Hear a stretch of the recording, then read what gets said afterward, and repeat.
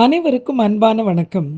எல்லாரும் நலமா இருக்க வேண்டும்னு எல்லாம் வல்ல பிரபஞ்சத்தை நான் வேண்டிக் கொள்கிறேன். இந்த பதிவுல தொட்டதையெல்லாம் துலங்கச் செய்து வெற்றிகளை எல்லாம் வாரி வழங்கக்கூடிய அபிஜித் நட்சத்திரம் பத்தி இதுவரைக்கும் அறியாத பல முக்கியமான தகவல்களை பத்தி நம்ம தெரிஞ்சுக்க போறோம். மகாபாரத காலத்திலிருந்தே விஷ்ணு சக்ரா அல்லது பிரம்மரேகா என்ற பெயரால் தான் அபிஜித் நட்சத்திரமானது அறியப்பட்டிருக்கிறது. விஷ்ணு புராணம், மகாபாரதம் போன்ற நூல்கள்ல பல குறிப்புகள் இந்த நட்சத்திரத்தை பத்தி எழுதப்பட்டிருக்கு.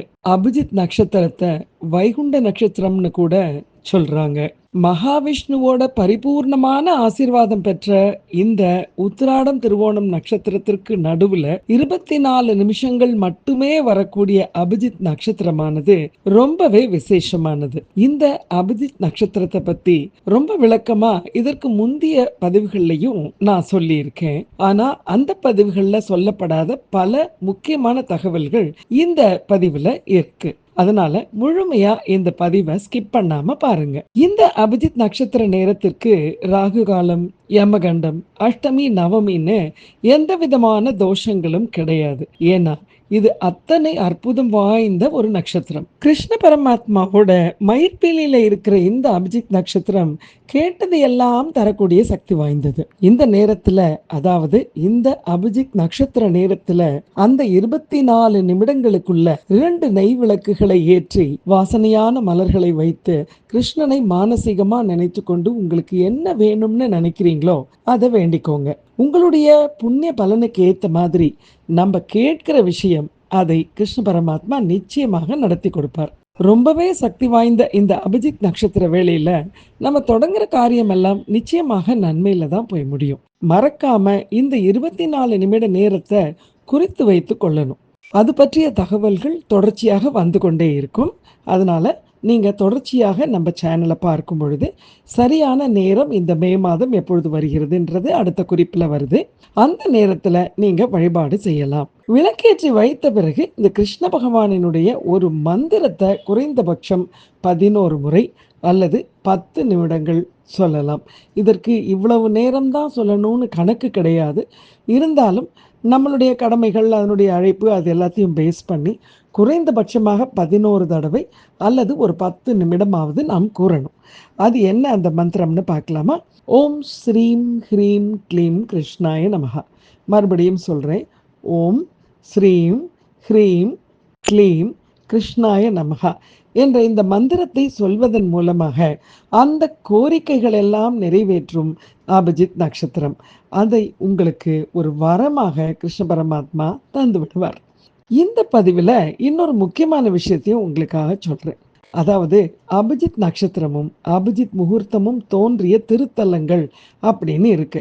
அந்த முக்கியமான தலம் எதுன்னு பார்த்தா திருமங்கலக்குடியில் இருக்கக்கூடிய ஸ்ரீ பிராணவரதேஸ்வரர் ஆலயமாகும். இந்த அபிஜித் நட்சத்திர காலத்துல இந்த திருமங்கலக்குடிக்கு போய் வழிபட்டு வரலாம். இந்த திருமங்கலக்குடியை போலவே வேறு சில முக்கியமான காலசக்தி தலங்கள் இருக்கு. 9 வேலி, சுரைக்காயூர், ராப்பட்டீஸ்வரம் என்று சொல்லக்கூடிய காலசக்தி ஸ்தலங்கள்.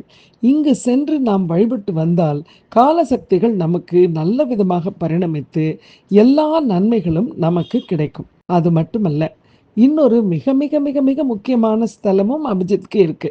அந்த ஸ்தலம் எதுன்னு பார்த்தா அது திருக்கண்ணபுரம். அதாவது கிருஷ்ண பரமாத்மா தன்னோட கிரீடத்தில் சூடி இருக்கக்கூடிய இந்த மயிலருகுல அபிஜித் நட்சத்திரத்தை வைத்துக்கொண்டு முதலா பூமியில வந்து காட்சியளித்த தலம் எதுன்னு பார்த்தோம்னா அது திருக்கண்ணபுரம் தான். இந்த விசேஷமான திருத்தலம் கலியுகத்துல அபிஜித் நட்சத்திரத்தினுடைய சுப மங்களமான காலசக்திகளை எல்லாம் அளிக்க வல்லது. அதனால ஒரு முறை இந்த திருக்கண்ணபுரமும் நாம் போயிட்டு வர்றது ரொம்ப நன்மை செய்யும். அது மட்டும் இல்லாம இந்த கோவில்ல ஸ்ரீ வர்ச்சச வாஸ்து சாஸ்திரத்தின்படி கட்டப்பட்டிருக்கு.